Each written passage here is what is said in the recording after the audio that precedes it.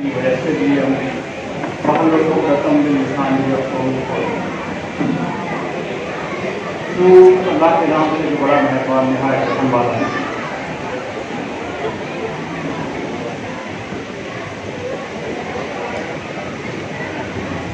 अस्सलामु अलैकुम मलकापुर। सलाम माने सब पर अल्लाह की सलामती हो। ये एक दुआ है और आपने दुआ का जवाब मुझे दुआ से दिया। वालेकुम अस्सलाम, तुम पर भी अल्लाह की रहमत और सलाम। ये इसकी खूबसूरत बात है और अल्लाह के नबी का फरमान है कि सलाम को फैलाओ, सलामती से रहो। और अल्लाह के नबी की सुन्नत की जब बाजार से गुजर रहे होते थे और छोटे बच्चे फिर रहे होते लास्ट में करते हैं, तो आखिर में मेरी समझ में बात ये आई कि कोशिश करने वालों की कभी हार नहीं होती। तो आज लेडीज सेक्शन जो है, मैं आपको खड़े होकर सलाम करता हूँ कि इतनी गर्मी के अंदर और हिजाब के अंदर आप बड़े सब्र से बैठी हमारे मोटी लेडीज कितनी स्ट्रॉन्ग है। मेरी वाइफ मोटी हिजाब करती है तो मुझे पता है हिजाब गर्मी में बैठना कितना चैलेंजिंग होता है। अल्लाह ताला आपकी बहुत जुदा है और ये मेरी खुद नतीजे है कि मैं आज आप लोगों के बीच में मौजूद हूँ। दरअसल मैं यहाँ इन बच्चों के लिए आया हूँ जो हमारे देश का मुस्तकबिल है, हमारे देश का फ्यूचर है। बहुत से लोगों को ये सिर्फ बच्चे दिखाई दे रहे होंगे, लेकिन जिस नज़र से मैं देख रहा हूँ मुझे ये मलकापुर के एस्ट्रोनॉट, पायलट, जजेस, वकील, पुलिस ऑफिसर, अल्लाह से दुआ है कि इनमें से कुछ निकले। जावेद भाई कोशिश करें इन बच्चों से, जैसे मराठा रेजिमेंट है, राजपूत रेजिमेंट है, एक मलकापुर रेजिमेंट भी हो जाए। इस बात पर बहुत जोर से ताली बजनी चाहिए, तो बहुत जोर से पूरी कहानी आपकी होना चाहिए सर फैजान साहब की इस बात पर कि मलकापुर रेजिमेंट भी एक हो। आपके सामने दो डेटा पेश कर रहा हूँ।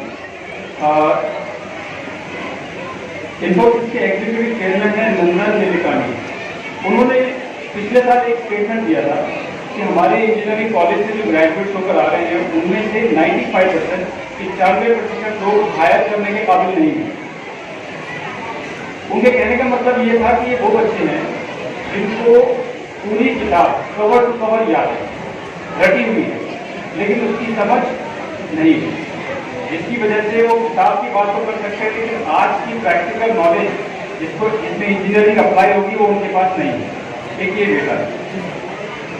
पिछले हफ्ते इकोनॉमिक टाइम्स के अंदर एक सर्वे आया था, उसके अंदर इस कंट्री की नहीं पूरी दुनिया की 7 कंपनीज के नाम से इसका सर्वे हुआ था एम्प्लॉइज की हैप्पीनेस और सेटिस्फैक्शन को लेकर कि वहाँ पे काम करने वाले लोग कितने खुश हैं या कितने नाखुश हैं। तो उनको पता ये लगा कि सिर्फ इस 7 कंपनी का अगर एवरेज लगाए सिर्फ 33% एम्प्लॉय जो है वो अपने जॉब से खुश हैं। अभी दुनिया की टॉप कंपनी जिनके ऊपर हम देखते हैं, मैं नाम नहीं ले सकता, लेकिन उनको हम अपना आइडियल मानते हैं कि अगर इस कंपनी में मेरा जॉब लग गया तो लाइफ सेट। उसके अंदर 33% लोग नाखुश, सॉरी 33% लोग खुश थे, बाकी 67% नाखुश। इसकी क्या वजह है? एक छोटा सा सवाल पूछता हूँ, बिल्कुल ईमानदारी से जवाब दीजिएगा। हम में से कितने लोग ऐसे हैं जिन्होंने जॉब इसलिए किया कि घर चलाने के लिए कोई भी जॉब रिजाइन करने को तैयार ग्रेजुएशन के बाद? हाथ उठा के बताइए कितने लोगों ने जो भी जॉब मिल जाए मैं करूंगा या मैं करूंगी। उसके बाद आप में से कितने लोग ऐसे हैं, मेरे स्पेशली ये यहाँ के जेंट्स और लेडीज से है, जिन लोगों को अपना ड्रीम जॉब मिला, जो उनकी हॉबी थी वही उनको प्रोफेशन मिल गया? ऐसा कोई है? 1 2 3 4 5 6, ये बहुत थोड़े से लोग हैं, शायद 1% भी नहीं। जो लोग जिनको जॉब उनका ड्रीम जॉब मिला, जो उनकी हॉबी थी वही मिला, वो लोग हैं जो आगे बढ़कर और आगे चलकर हमें इस देश को APJ अब्दुल कलाम देंगे, सानिया मिर्जा देंगे, MS धोनी देंगे। क्रिकेट स्कूल दरियागंज का एक इंसिडेंट मैं आपको बताता हूँ। बेसिकली ये स्कूल है, मई का महीना था, बहुत कम गर्मी थी, इससे भी ज़्यादा गर्मी थी जैसे यहाँ है, और केमिस्ट्री का पीरियड था। केमिस्ट्री की टीचर जो बच्चों को केमिकल इक्वेशन सिखा रही है। सारे बच्चे बहुत ध्यान से सुन रहे थे, उनमें से और बच्चे नोट भी ले लेते थे। आगे वाले बच्चे भी सबसे ब्राइट होते हैं, जिसको टीचर सबसे करीब रखती है अपने पास, वो बच्चे नोट लिख रहे थे। उनमें से एक बच्चा था जो विंडो के पास बैठा हुआ था और वो आसमान की तरफ कर रहा था। टीचर को बहुत गुस्सा आया। टीचर ने उस बच्चे को खड़ा कर दिया, उससे कहा कि बताओ मैं क्या पढ़ा दिया। उस बच्चे को आंसर नहीं पता था क्योंकि वो तो बाहर देख रहा था। टीचर ने बहुत रोटे डांटा, कहा कि तुम नालायक हो और मेरी बात लिख के रख लो, आसमान की तरफ एक खिड़की से बाहर झांकने के पैसे तुम्हें कोई नहीं देगा। लेडीज एंड जेंटलमैन, वो बच्चा मैं हूं।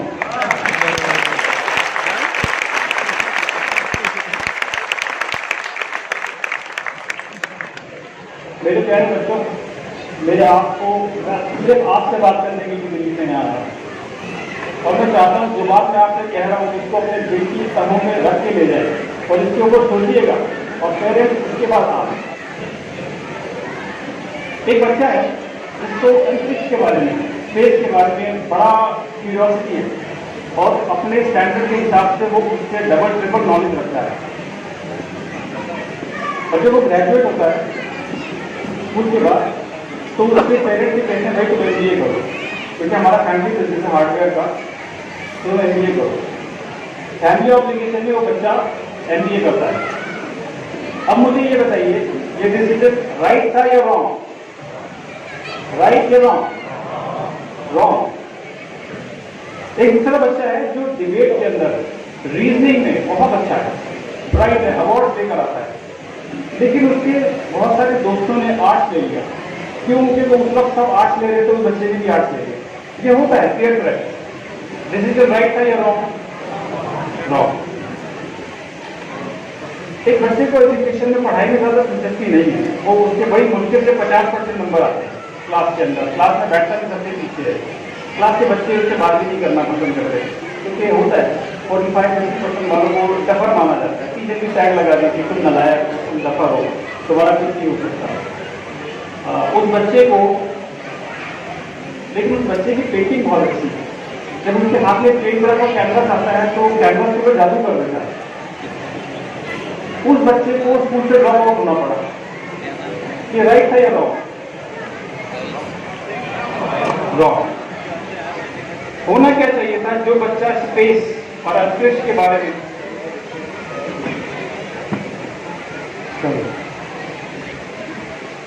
असल में पूरी रात का सफर था तो एनर्जी लेवल डाउन हो गया।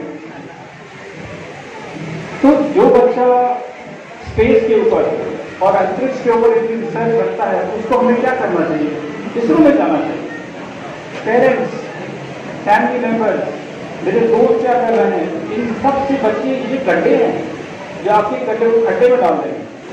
अगर कोई डॉक्टर इसलिए बनता है क्योंकि उसको, उसके पेरेंट्स के पास पैसा था, उन्होंने मेडिकल कॉलेज में सीट खरीद के दे दी अपने बेटे को, या फिर कोई एडवोकेट इसलिए बनता है क्योंकि उसके अंतर का कॉलेज था और उसको लॉयर बनने का मौका मिला। आपको क्या लगता है कैसे प्रोफेशनल बनेंगे ये लोग? ये डॉक्टर्स वो डॉक्टर्स बनेंगे जिनके हाथों से हर रोज सैकड़ों लोग मरते हैं। Wrong diagnosis, poor surgery techniques, और ये ऐसे लॉयर्स बनते हैं जिनके हाथों में, जिनकी नालायक, जिनकी इनकॉम्पिटेंसी की वजह से गरीब किसान अपना खेत हार जाता है, कोई गरीब अपना घर हार जाता है। मेरे आप लोगों से रिक्वेस्ट, सोल्यूशन क्या है? ये तो मैं आपको वो बता रहा हूँ, कॉमन प्रॉब्लम है हमारी सोसाइटी में। इसका सोल्यूशन क्या है? सोल्यूशन बहुत सिंपल है। Listen to your heart. आपका दिलचस्पी किस चीज के अंदर है? आप क्या करना चाहते हैं? हमें बचपन से सिखाया जाता है, अगर तुम डॉक्टर बनोगे, इंजीनियर बनोगे, फला बनोगे तो तुम टॉप में आओगे। ये गलत है। इस नए जमाने के अंदर बहुत सारे जॉब्स ऐसे खुल चुके हैं जिसके अंदर आपको 90% वाले नहीं चाहिए, बिल्कुल नहीं चाहिए। अगर आपके अंदर काबिलियत है और आपके अंदर वो तड़प है तो आप टॉप में पहुंच सकते हैं। फॉर एग्जाम्पल मैं आपको बताता हूँ, मेरे कॉलेज के अंदर मैंने ग्रेजुएशन जो अमेरिका से करी, एक इंडियन लड़का था, उसने 2 करोड़ बच्चे इस पेपर को सॉल्व कर देंगे, आधे टाइम में सॉल्व कर देंगे, लेकिन उनको पता ही नहीं इस सिचुएशन का एप्लीकेबिलिटी क्या है, इसको यूज कहाँ करनी है, रेक्टिफिकेशन। ऐसी ही जॉब है जिनके बारे में लंदन लेखिकानी कहते हैं कि 95% of engineering graduate are non hireable. अब ये वो लोग हैं जो फैमिली ऑब्लिगेशन वगैरह में सीट मिल गई, कोटे से चले गए, वो लोग, उनको वो जॉब मिल गई, लेकिन उनके अंदर वो कॉम्पिटेंसी नहीं है। हमने अपने बच्चों को वहां भेजना है जहां उसका दिल है। अब ये कैसे पता लगेगा? अब ये बच्चे सबसे पहले अपने आप से पूछे मुझे क्या अच्छा लगता है। किसी बच्चे को पेंटिंग अच्छी लगती है, कोई बच्चा डिबेट में बहुत अच्छा है, किसी बच्ची को टूटे हुए चीजों से कोई चलती हुई मशीन बनाना बहुत अच्छा है। ये तो चैंपियन है, ये रोबोटिक्स का इंजीनियर बनेगा। और किसी बच्ची को फैशन डिजाइनिंग का शौक है, वो अलग अलग चीजों से नई चीजें बना लेती है, ये फैशन डिजाइनर बनेगी। इसको आप इंजीनियरिंग में एमबीए में मत देखिए। अगर आप इनको वहां लगाएंगे तो आप देखेंगे ये इनके अंदर इतनी काबिलियत है। हमारा जो दिमाग है ना, आपको पता है कितना हम इस्तेमाल करते हैं पूरी लाइफ में? एक एवरेज आदमी अपना दिमाग कितना इस्तेमाल करता है? कोई गैस 20%, 30%, 40%, 50%, कोई गैस है किसी का? सिर्फ 5% हम अपना दिमाग इस्तेमाल करते हैं पूरी लाइफ में। 95% तो यूज ही नहीं होता है। आइंस्टाइन का ब्रेन शो बहुत एनालाइज करने के बाद जिसने फॉर्मूला ऑफ रिलेटिविटी दिया था, उसका कहते हैं 7% उसने यूज किया। ये वो सुपर कंप्यूटर है जो कंप्यूटर बनाता है। तो अगर हम इसको सही ट्रैक पर डालेंगे तो आप देखेंगे आपका बच्चा जिंदगी भर खुश रहेगा। पैसे तय थोड़े होंगे लेकिन खुश रहेगा। आप लोगों में से 3 इडियट मूवी कितने लोगों ने देखी है? 3 इडियट देखी? कितने लोगों ने 3 इडियट देखी है? ये बहुत कम लोग हैं। अब मैं आपको एक बड़ी अच्छी सी बात बताता हूँ। चाइना के अंदर 3 इडियट्स और तारे जमीन पर ये सिलेबस का हिस्सा है, स्कूल में दिखाई जाती है। इसके अंदर एक बड़े गहरे लेसन है। आज आप घर जाइए, इस मूवी को डाउनलोड कीजिए और अपने बच्चों के साथ बैठकर देखिए। आमिर खान की दोनों मूवीज हैं जो हमारे फेवरेट स्टार हैं। तारे जमीन पर, 3 इडियट्स बच्चों के साथ देखिए, आप लोगों की आंखें खुल जाएंगी। जिस रैट रेस के अंदर हम हिंदुस्तानी भाग रहे हैं, ये सिस्टम ब्रिटिश का बनाया हुआ है। ये एजुकेशन सिस्टम ब्रिटिश कभी नहीं चाहते थे कि हमारे एजुकेशन सिस्टम से थिंकर्स, फिलोसफर्स, साइंटिस्ट निकले। उनको गुलाम चाहिए थे। उन्होंने एजुकेशन सिस्टम का बजट लोवेस्ट रखा, सबसे कम। इसीलिए हिंदुस्तान में आजादी के आसपास बड़े कम लोग थिंकर्स निकले।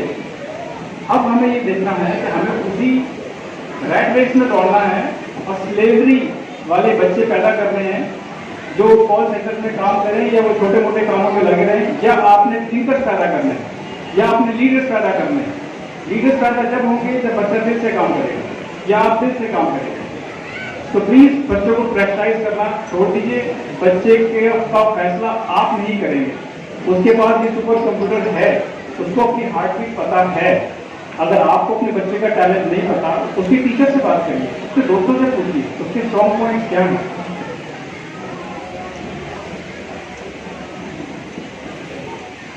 जॉब सिर्फ जैसे मैंने अभी कहा है कि जॉब की इंडिया से आए जो इंडिया को ओलंपिक में गोल्ड दिलाया। अगर आपके बच्चे का हिस्ट्री में इंटरेस्ट है, हो सकता है वो हिस्ट्री का टीचर बन जाए, जब वो आईएएस का कोच बन जाए और स्टेज पे।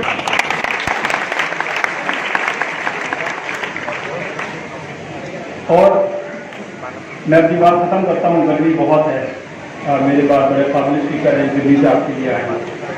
आप लोगों को मेरा एक लेसन है, आप लाइफ में कुछ भी करिए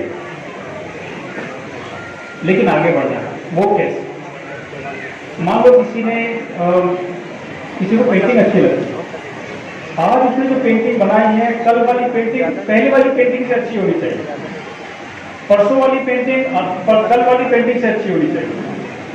आज अगर उस बच्चे ने 100 मीटर 15 सेकंड में पूरा किया है तो 1 हफ्ते के बाद उसको वो 14 सेकंड में करना है। आपको आगे बढ़ना है। आगे बढ़कर क्या होगा? सबसे बड़े जो आप गिफ्ट देंगे इस देश को वो ये है कि हम अपने देश को वर्ल्ड मैप पर लेकर जाएंगे। हम अपने देश को गोल्ड मेडल दिलाएंगे। अपनी बात खत्म करता हूँ। मार्टिन लूथर किंग जूनियर ने कहा है, if you cannot fly then run, if you cannot run then walk, if you cannot walk then crawl, but whatever you do, you move forward. Thank you very much. Jai Hind.